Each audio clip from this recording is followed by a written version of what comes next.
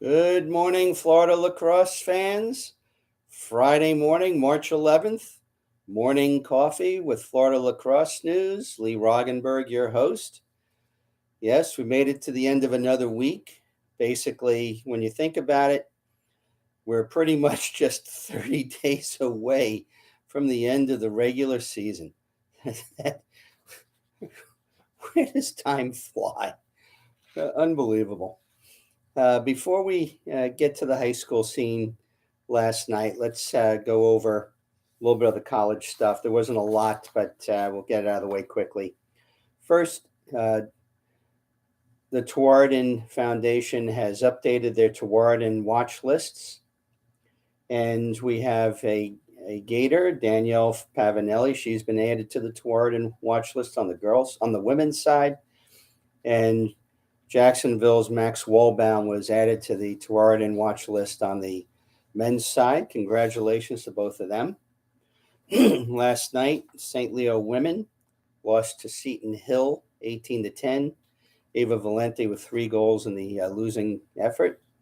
Rollins women beat Concordia St. Paul 14-6. Carolyn Gastonguay, 4 goals, 3 assists. And Trinity Prep grad Paige Kindly, 3 goals in the win for them. A couple of schedule changes. Both UF and the JU men moved their games from yesterday up to today. JU men at Bellarmine, Florida women at Loyola. Again, another major weather system going towards the northeast. And unfortunately, the only way to get those games in is to try to do them today instead of tomorrow. So in case you were planning on watching a stream, adjust your schedules accordingly. You can go to the website of each school to get those. Boy, are we lucky that we live in Florida and never have to deal with changes to schedules because of snow for our home games. Also, today, the Lynn men are going to be playing Lindenwood. Tomorrow, Florida Tech men are playing Tampa. Palm Beach Atlantic men are playing North Greenville. Flagler men will be playing St. Leo. Young Harris is playing Florida Southern's men. Emmanuel men are playing Lynn. Embry-Riddle men are playing Lewis on Sunday. Actually, the Emmanuel Lynn game is also on Sunday. On the women's side, Palm Beach Atlantic women will be playing Queens on Friday. Lynn women are playing Davis and Elkins on Friday. The Tampa women will be playing Lee University on Saturday. Embry-Riddle women play North Greenville on Saturday. Florida Tech women play Lander on Saturday. The Rollins women play Alabama Huntsville on Sunday. So if you want to catch a game and you don't see anything else you want to watch on TV, just about all of these games are streamed somewhere, and you can watch a high-quality Division II game online if you've got nothing else to watch. Okay, now let's get to the high schools. St. Andrews, 9-7 last night over Oxbridge, game I attended. There'll be a game recap article up probably this weekend. Unfortunately, our Pinecrest doubleheader is I'm still writing it. It's getting pretty lengthy, and the pictures aren't going to be ready until midday today anyhow. So, but I'll definitely try to make it worth the wait. By the way, in that game, those who remembered my Wednesday morning coffee where I talked about this incredible play Sean Jordan made at the beginning of the fourth quarter, well, he basically replicated the same play late in the Oxbridge game as the goal that gave them the 2-goal lead at the end of the game. And I'll try to maybe get both clips side by side so you could see this, because it's really kind of hard to believe unless you watch it. Also, last night down at St. Thomas, Benjamin with a big 12-11 overtime win over St. Thomas.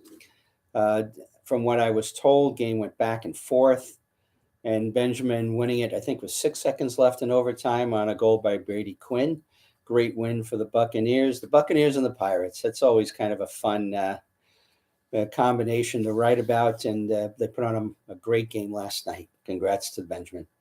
Ponte Vedra holding serve for the state, 14-9 win over Charlotte Catholic, very strong program out of North Carolina. Barron Collier 9-4 over Key West. Wharton 10-7 over Wiregrass Ranch. Dwyer 11-5 over Heritage Del Rey. It looks like Dwyer is getting pretty close to cinching at least an at-large bid in 2A in their region. Northeast 6-3 over St. Petersburg Catholic. We have Alonzo, the 10-3 win over Lakewood Ranch. Another big win for them. St. Stephen's Episcopal 10-9 over Bishop Verot. Fleming Island 8-3 over Sandalwood. Calvary Christian Clearwater 8-4 over Osceola. Oviedo 10-8 over Dr. Phillips. And Durant 9-6 over Robinson. Easy winners on the boys' side last night: Westminster Christian, Ransom, Milton, University down Fort Lauderdale, Spanish River, Winter Park, Stoneman, Pinecrest, Miami Country Day, Gulf Coast, Montverde, Gulf Breeze, and Fort Myers. On the girls' side last night, Gulliver of the 6-5 win over Palmer Trinity. Key West 14-6 over Coral Reef. Miami Country Day 11-6 over Cooper City. Oxbridge 16-8 over Suncoast. We had Stoneman 11-8 over Cypress Bay. St. Petersburg Catholic 12-9 over Northeast. Mitchell of the 10-9 win over Tampa Catholic. The Lake Highland Bishop Moore game was postponed due to weather. Matter of fact, I suspect that one of the reasons these score lists aren't terribly long is there was some cancellations. I know there was a pretty heavy system that sort of moved across the middle of the state. We saw southern snippets of it in Oxbridge, but the rain never came and it stayed off in the distance. But I know that Jensen Beach, maybe about 15 miles up the road, did cancel their game. Bishop Verot 11-9 over Cypress Lake. Lakewood Ranch 14-12 over Cardinal Mooney. Jupiter of the 15-9 win over Martin County. Western 16-12 over South Plantation. And Pensacola Catholic coming down to Orlando gets the 13-7 win over the Winter Park girls. Good for Pensacola for coming down and playing that game. Okay, before we get into the weekend schedule on the high school side, I was doing a little bit of a check on our Twitter statistics yesterday as part of a research we're doing as part of the Varsity Sports Network partnership. And I was frankly stunned at something that I didn't, again, at my age, social media seemed like something to do, but I didn't really understand a lot of the guts of how it works and numbers and things like that. And so we checked, and this is, I think, day 71 of the calendar year. So we're not even 20% through the year yet. We've put out something along the line of 5,000 tweets, maybe a little bit in that range, to go of the 5,000 followers.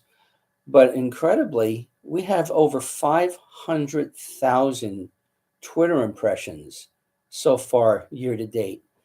And I have to admit that kind of blew me away a little bit. And I really want to thank everyone out there who engages with us on Twitter, retweets, likes, the whole bit, reads the articles. But from what I've been told, that's a pretty impressive number for 71 days. And remember, we've only had 30 days of the season. And if you count the preview stuff, maybe 5 weeks or so of heavy article processing. So to get to that number, again, thank you very much to the audience and keep up the great work. Oh, thank you again.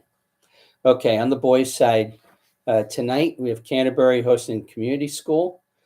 I don't have a score in from their game of Loyola Blakefield. If someone could just send that in to us. Haggerty 6-2 tonight is hosting Holy Trinity Episcopal 7-1. That's a very interesting matchup as Holy Trinity is continuing to bump up their schedule. Jupiter at 6-3 is hosting Creekside at 7-2. Very nice intersectional matchup there. That's what you tend to get with spring break weeks is top programs have a tendency to want to try to schedule tough games out of the area, and that's obviously one. Oviedo 4-3 is hosting Columbus. Again, Columbus from Miami traveling up to Orlando. Berlin Jesuit 4-0 is hosting West Broward at 4-3. Vieira at 4-4 hosts South Fork at 3-5. Vieira probably is going to have to do some work to get into the tournament unless they win their district, which is also a decent likely possibility too. Lake Mary at 8-0 is hosting Lake Island Prep at 3-1. I remember a couple of Final Four matchups between those two. That one in particular that was some game. Tomorrow we've got Jupiter hosting Nice. We have Niceville at 6-1 hosting Leon at 4-4. St. John Paul 3-4 is hosting Cardinal Mooney. Glad to see they're coming back over to the East Coast. St. Andrews at 9-0 is hosting Dallas. 10-0 I guess now. Hosts Dallas Jesuit, last year's state champs out of Texas.